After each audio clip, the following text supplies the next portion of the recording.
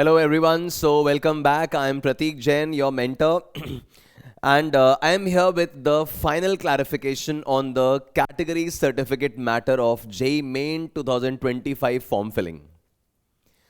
बच्चों जब से ये फॉर्म फिलिंग स्टार्ट हुआ है एक मेजर पॉइंट ऑफ कंसर्न जो रहा है that is this category certificate कि जो SC, ST, OBC, NCL, general EWS category के स्टूडेंट्स हैं उनसे जेई मेन के फॉर्म में इस बार जो सर्टिफिकेट नंबर है, जो इशुइंग अथॉरिटी है, राइट, वो सारी डिटेल्स जो है वो आपको फिल करने को कहा गया था। और मैंने अपना जो पिछला वीडियो था कैटेगरी सर्टिफिकेट को लेकर, जो पिछला वीडियो था उसमें आपको पॉइंट बाय पॉइंट क्लैरिफाई किया था कि आपको कैटेगरी सर्टिफिकेट के लिए क्या करना है। तो जिन बच्चों के पास कैटेगरी सर्टिफिकेट है, भले वो पुराना कैटेगरी सर्टिफिकेट है, कोई से भी पुरानी डेट का है, 2015 का है, 2020 का है, व्हाटएवर, आप उसके थ्रू अपना फॉर्म फिल कर सकते हैं। आपने कर भी दिया होगा। जिन बच्चों के पास स्टेट का कैटेगरी सर्टिफिकेट बना हुआ है वो भी उसी कैटेगरी सर्टिफिकेट के थ्रू अभी अपना फॉर्म फिल कर सकते हैं। और लेटेस्ट स्टेजेस पे आपको जोसा काउंसलिंग के हिसाब से अपना कैटेगरी सर्टिफिकेट रिन्यू कराना होगा। जो इसमें डेट्स वगैरह मेंशन्ड होंगी जोसा काउंसलिंग के ब्रोशर में, उसके अकॉर्डिंग कराना होगा, वो सब ठीक है।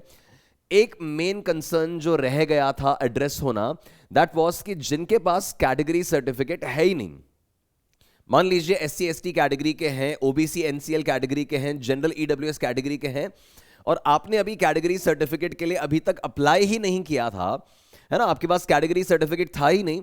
वो बच्चे बहुत डिलेमा में थे कि भाई हम कहीं जनरल कैटेगरी से अभी भर दें फॉर्म या हम किस तरह से प्रोसीड करें। तो उस चीज पर एक फाइनल क्लैरिफिकेशन अब जेई मेन की NTA की वेबसाइट पे जो FAQs हैं, जो फ्रीक्वेंटली आस्क्ड क्वेश्चंस हैं, जो FAQs हैं, वहां पर एक क्लैरिफिकेशन अब मेंशन किया जा रहा है। उस चीज को मैं अपने आज के वीडियो में हाईलाइट कर रहा हूं। तो बच्चों ध्यान से सुनेंगे। अगर आपके पास कैटेगरी सर्टिफिकेट नहीं है, ठीक है, आपने जेई मेन फॉर्म फिल करना अभी बाकी है और आपके पास कैटेगरी सर्टिफिकेट नहीं है, तो जैसे मैंने अपने पिछले वीडियो में कहा था कि एक कंटिंजेंसी के तौर पे आप ऑनलाइन या ऑफलाइन कैटेगरी सर्टिफिकेट के लिए अप्लाई कर दो। बेस्ट है कि आप ऑनलाइन अप्लाई कर दो।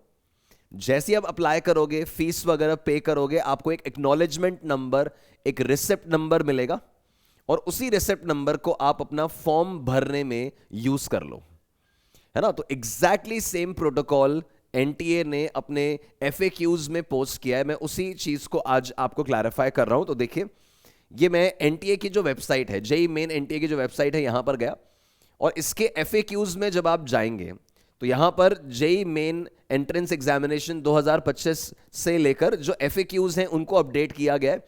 तो इस पे जब आप क्लिक करेंगे तो ये पूरा एक PDF ओपन होगा जहां पर सारे तरह के FAQs, काफी सारे क्वेश्चंस इन्होंने आंसर किए जो बच्चे पूछ रहे हैं। मैं मेनली जो कैटेगरी सर्टिफिकेट वाला पॉइंट है ना उस पे आ रहा हूं। तो इस PDF का जो सेकंड पेज है, इस सेकंड पेज पर अपलोडिंग ऑफ कैटेगरी सर्टिफिकेट, इसको लेकर क्लियरली बात लिखी हुई है। देखो, so uploading of category certificate mention करते हैं, no the category certificate is not to be uploaded. तो ये तो अपन को बताइए कि अपलोड तो नहीं करवा रहे हैं ये। अभी आपसे केवल ये पूछा जा रहा है कि आपके उस कैटेगरी सर्टिफिकेट का नंबर क्या है, डेट ऑफ इशू क्या है और इशुइंग अथॉरिटी क्या है।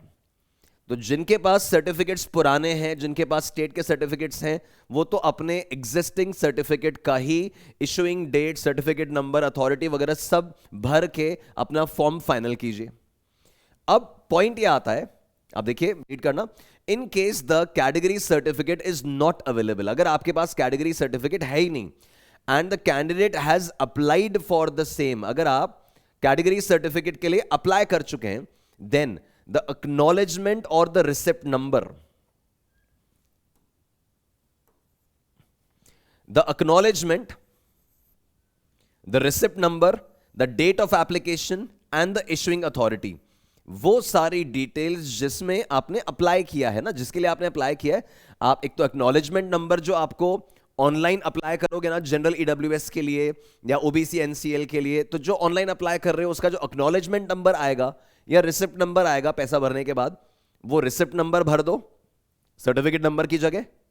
जिस तारीख को आपने अप्लाई किया है, जैसे मान लीजिए आज अगर आप अप्लाई कर रहे हो, 19 नवंबर को अप्लाई कर रहे हो, तो डेट ऑफ इश्यू में डेट ऑफ एप्लीकेशन ही भर दो और जो आपका इशुइंग अथॉरिटी है, तहसीलदार है, मजिस्ट्रेट है, वॉट एवर, जहां पे भी आप अप्लाई कर रहे हो, वो आपका इशुइंग अथॉरिटी में आ जाएगा।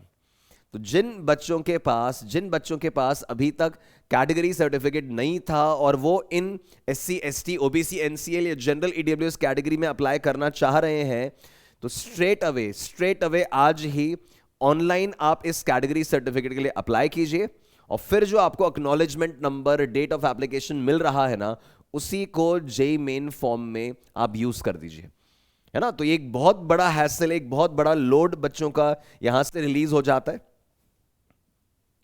कि जो बच्चे इस चीज के डिलेमा में थे, इस चीज से परेशान थे कि भाई हमारे पास अभी तो सर्टिफिकेट है ही नहीं, तो हम जनरल कैटेगरी से भरें क्या। तो वो पॉइंट अब क्लैरिफाई हो गया कि आपको जनरल कैटेगरी से नहीं भरना है, आप अपना कैटेगरी सर्टिफिकेट के लिए ऑनलाइन अप्लाई करो, बिकॉज ऑनलाइन अप्लाई करते ही आपका इमीडिएटली एक्नॉलेजमेंट नंबर जनरेट हो जाएगा, और उसी से अपना जेईई मेन फॉर्म फिल करके इस मैटर को फिनिश करें। गाइज, लास्ट डेट के भरोसे नहीं रहें, कोशिश करें कि आज कल में ही इमीडिएटली अपना फॉर्म फिल करके आप फ्री हो जाइए। और फिर जो करेक्शन विंडो है वो 26 और 27 नवंबर को करेक्शन विंडो ओपन होगी। इन केस आपके कोई पर्टिकुलर्स गलत रह गए हैं या रह गए थे, या इन केस अगर गलत हो जाते, तो 26 और 27 को करेक्शन विंडो में आप उनको भी करेक्ट कर पाएंगे। बट बेटर है कि थोड़ा सावधानी से अपना फॉर्म वगैरह फिल करें और कैटेगरी सर्टिफिकेट इस मैटर से आप कंप्लीटली फ्री हो जाएं। सो होपफुली गाइज, इस इंफॉर्मेशन से आप थोड़ा सा रिलीव फील कर रहे होंगे। आगे के इसी तरह की इन्फॉर्मेशन के लिए एक तो चैनल को आप सब्सक्राइब कर लें, सो दैट आने वाले जो भी अपडेट्स हैं वो आप मिस ना करें, related to college filling, choice filling and all everything. वो सारे डिटेल्स जो हैं वो आपको इस चैनल पे रेगुलरली एज एन अपडेट मिलते रहेंगे, और अपनी प्रिपरेशन में शानदार तरीके से आगे बढ़े। So all the best, God bless, thank you.